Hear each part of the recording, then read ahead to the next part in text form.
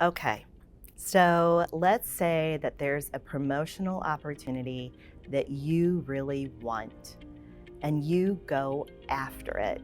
And maybe it's not even a promotion, maybe it's a lateral move, maybe it's a different role within the company, a different title, but something that's really going to round out your resume and something you would really love to throw yourself into. So you do all of your homework and you decide, I'm going for it. You have some cheerleaders in the workplace that are really encouraging you and helping you and guide you. And then the interview comes and you nail it. You feel great. And then you get the phone call and you're told that you did not get the opportunity.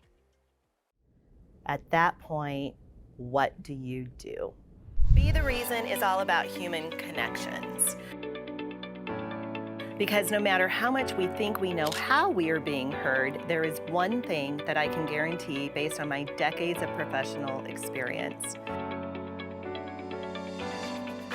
Other humans will hear us differently than we hear ourselves.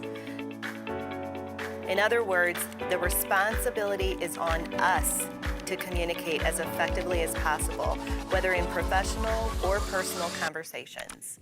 So let's dig in. These videos are all about becoming a more effective communicator at work. And it can be so extremely hard when we are faced with really serious professional disappointment. When I was in corporate, I had the opportunity to interview quite a few people for promotional opportunities. And I saw so many excellent candidates. But I will tell you that I really stopped to observe the people who did not get the job once they were notified that they didn't get the job. And I'm not alone there. Whether you believe it or not, if you are working in an environment with multiple people and you go for a position that you don't get, the eyes are on you. People are going to observe how you handle that. And my encouragement is for you to be prepared to handle it as professionally and as respectfully as you possibly can. We've all been disappointed at work. I don't know anyone in my life that hasn't had a professional disappointment. But what are you going to do with that disappointment? So here's my advice when you don't get the job that you really want. Number one, just deal with the fact that you don't have the big picture. What you're aware of is the skill set that you're bringing to the table, to the interview. You're aware of all of your professional experience, your attributes, how your interview went. That's what you're aware of. But that is only a tiny piece of the puzzle when it comes to an organization. And you don't have all the facts. Number two, be thinking about when you're disappointed, what is your go-to response? Because I will tell you that it is way easier to be emotional, to be frustrated, to be angry, discouraged, all of those things, than it is to pull yourself up by your bootstraps and to put your head down and still work really hard and be engaged. When you're engaged and you've been disappointed, it does make you stand out in a really good way. Number three, ask the person you interviewed with for feedback. Do it privately, set up a meeting and take notes. Ask them with a very open mind how you did in the interview and things that they saw that you could do differently or areas that you could work on that would set you up for the same role at a later date and be better prepared for that role at a later date if in fact you did tackle those things. Once they give you feedback, thank them for it. You don't have to agree with everything that they say, but you need to be open to it. And number four, This one ties back into number one, where we don't know everything, the whole big picture. But number four is maybe there is a role that you are better suited for that you know nothing about, but they do.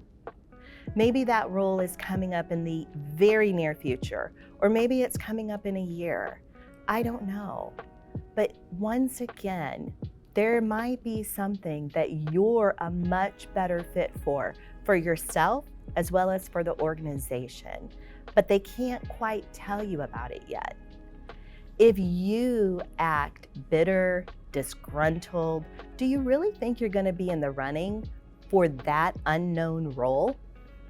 Instead, if you put your head down and you just stay engaged with the business and you work hard and you seek feedback, man, you are setting yourself up for success. And then the fifth thing I want to mention is this. You could be someone who is really tempted to immediately believe that the grass is always greener somewhere else. And I'm here to tell you that is not the case. Yes, you have opportunities to change careers, to change businesses, employers, all of those things.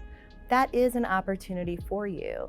But do you really think if you jump ship and you go to a different company because you did not get the promotion that you wanted to get, do you really think that at the next company, you're going to get every single promotion you go for? Is the grass really greener? I highly doubt it. I've never seen that play out for any business or any company that I know of. So you've got options, but the biggest thing for me to encourage you with is that when you don't get a promotion, you need to fully understand that there will be eyes on you, observing how you handle the disappointment. And I had a mentor tell me one time that more eyes would be on me when I didn't get the job than eyes would be on the person who did get the job.